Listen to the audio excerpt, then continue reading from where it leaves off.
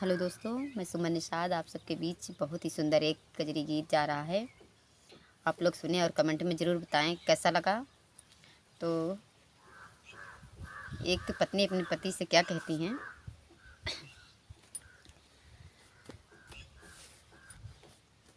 हमका भावे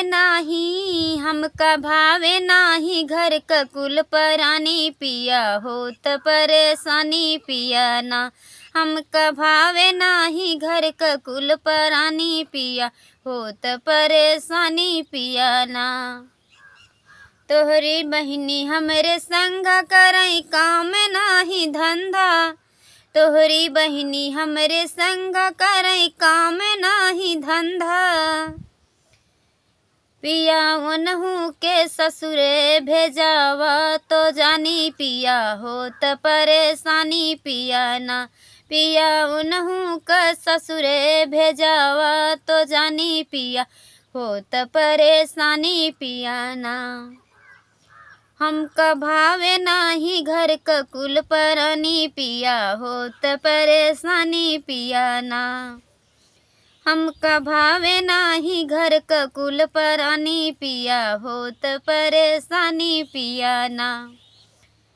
तोहरी अम्मा हमरी सासू मारै ताना बहै आंसू। तोहरी अम्मा हमरी सासू मारै ताना बहै आंसू। पिया उनहू के पिया उनहू के कैदा गंगा निशानी पिया होत परेशानी पिया ना। हमका भावे नाही घर क कुल परानी पिया होत परेशानी पिया ना। हमका भावे नाही घर क कुल परानी पिया होत परेशानी पिया ना। हम तोहरी सासू हमरी अम्मा जैसे लागे जगदम्बा। तोहरी सासू हमरी अम्मा जैसे लागे जगदम्बा। सेवा करब उनकर मिलक दुई परानी पिया त परेशानी पिया ना। सेवा करब उनकर मिलक दुनु परानी पिया होत परेशानी पिया ना।